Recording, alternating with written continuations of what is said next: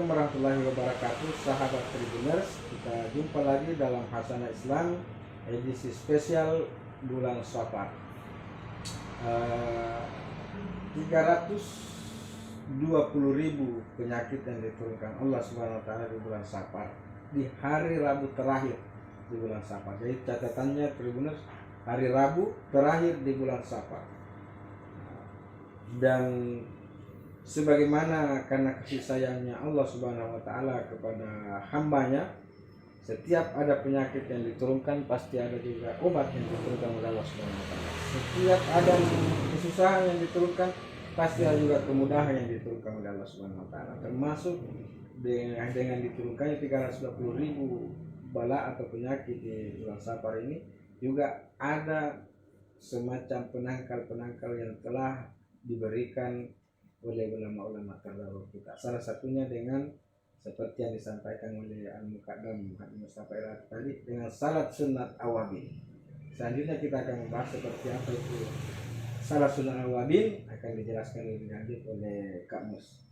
Bagaimana salat sunat awabin itu, Kak Mus? Jadi praktiknya salat sunat awabin itu ada 3 pendapat ya, tentang jumlah rakaatnya.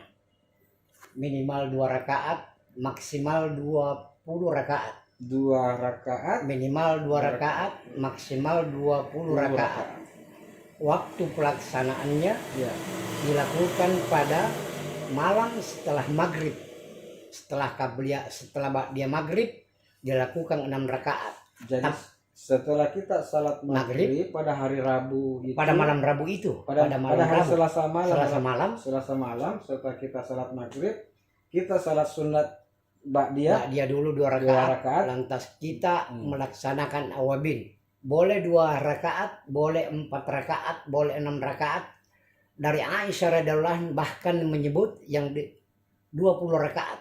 Nabi salat sunat awabin 20 Aisyah radhiyallahu anha menyebut bahwa salat jumlah rakaat salat awabin itu 20 rakaat, dan ini dikuatkan kembali oleh Syekh Ramli, Imam Ramli, salah satu pemuka mazhab Syafi'i. Cuman ada pendapat juga bahwa salat sunat awabin dilakukan pada siang hari, sebelum zuhur. Sebelum zuhur, ada waktu duha. Waktu duha, jam itu. Kalau 2 rakaat yang kita ambil awalnya adalah setelah takbir atau ihram dengan niat salat awabin. Jadi niatnya usalli sunat awabin rakaatain lillahi ta'ala. Allahu akbar. Allahu akbar. Kita baca Fatihah 1 kali. Ya. Rakaat pertama itu. Setelah Fatihah kita baca 17 kali surah Al-Kautsar. Kalau hanya 2 rakaat. Kalau hanya 2 rakaat. Surah Al-Kautsar 17 kali, rakaat kedua Fatihah. Al-Kautsar fasalli rabbika wanhar inna syani'aka wal abtar 17 kali. 17 kali. Di rakaat pertama. Di rakaat pertama. Di rakaat kedua ada 2 pendapat. Ada yang berkata bahwa kita baca 5 kali Al-Ikhlas, ada yang berpendapat 50 kali. 50 kali. Surah Al-Ikhlas, Qul huwallahu ahad, Allahus samad, lam yalid wa lam yulad wa lam yakul lahu kufuwan ahad. 5 kali atau 50 kali? 50 kali. Kalau kita mau lebih menguatkan, ya itu biasanya kita. Dan dianjurkan juga oleh beberapa ulama ma'rifat agar kita memperbanyak ayat-ayat keselamatan, membaca lantas kita ambil air. Jadi setelah salat sunat awabin 2 rakaat. Kalau kita mau yang 2 rakaat, saya katakan kepada saudara saya, adik saya ini Ayas Kambi, ambil air segelas, baca beberapa ayat-ayat keselamatan dalam Al-Quran. Misalnya di surah Yasin, salamun qaulun min rabbir rahim 1 kali. Kita ambil kembali di surah As-Saffat, salamun ala Ibrahim, salamun ala Nuhin, salamun ala Ibrahim, salamun ala Musa wa Harun. Serta di ayat di surah Az-Zumara, di surah Az-Zumara itu salamun ala Ilyasin, salamun ala Ilyasin. Dan ada juga salamun alaikum tibtum padhuluha. Di surah Al-Hasr ayat terakhir. Surah Az-Zumar itu. Itu dibaca, digabung satu-satu kali, ditiupkan pada air lewat hidung. Lantas kita bersalawat kepada Rasulullah, kita minum insya Allah supaya kita bisa terhindar dari penyakit-penyakit yang besar. Termasuk yang 320.000 yang termasuk itu Allah esok harinya. Jadi salat sunat awabin itu dilaksanakan di malam Rabu. di malam Rabu atau Atau pada hari Rabu hari sebelum Rabu. zuhur. Hari Rabu sebelum salat zuhur, setelah kita salat duha, Dua. menjelang salat duhur pada tengah hari itu dengan tata cara tadi sali sunnatal awabin rakaatan lillahi ta'ala, kemudian surah al-fatihah, kemudian Al-Kautsar. al-kautsar 17 kali di rakaat pertama, kemudian rakaat kedua surah al-fatihah dan qul huwallahu ahad al-ikhlas 5 kali atau 50 50 kali. kali. Ya, kalau kamu sendiri Saya anjurkan laksanakan di 4 rakaat. Jadi setelah 2 rakaat yang tadi itu saya 50 tambah, kali atau 5 kali? Kalau saya kamu- 50 kali, saya 50 baca kali. 50 kali. Di rakaat kedua saya hanya membaca surah Al-Falaq 1 kali, di rakaat kedua, di rakaat terakhirnya surah An-Nas. Nas 1 kali. Jadi 4 rakaat. Di rakaat pertama, di yang kedua atau rakaat ketiga surah Al-Fatihah dan surah Al-Falaq, dan rakaat keempat surah Al-Fatihah dan surah An-Nas. Salat sunat al-awabin.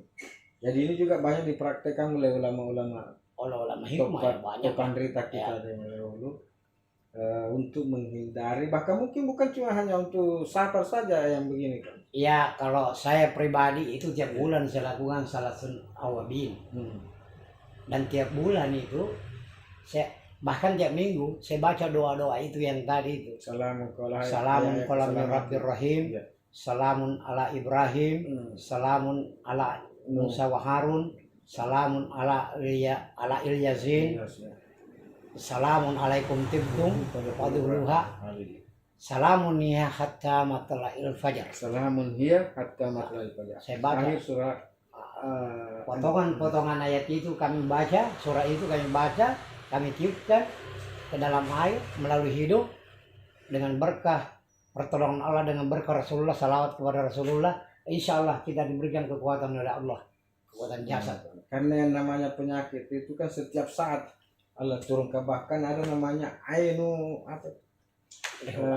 Ain ruhul ahmar, Banyak.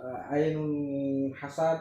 Nah, itu semua penyakit-penyakit yang bukan kehendak kita, tapi ada saja tiba-tiba yang melintas dan mengenai kita. Yang ini salah satu ikhtiar kita untuk menghindari supaya kita tidak tertimpa penyakit-penyakit yang seperti itu. Apalagi yang kamu sarankan untuk menghadapi bulan Safar ini, bulan Safar ini? Ya, selain tadi salat awabin, sebaiknya ya perbanyaklah sedekah bagi yang mampu. Hanya persoalannya sekarang sedekah mesti harus diatur baik-baik. Kalau sedekah kita lihat konteksnya. Kalau di suatu kampung ini masjidnya sudah bagus dan mewah, maka sedekahnya sebaiknya ke anak yatim. Ya. Tapi jika di satu kampung ini anak yatimnya banyak tapi masjidnya rapuh dan rusak, sebaiknya ke masjid.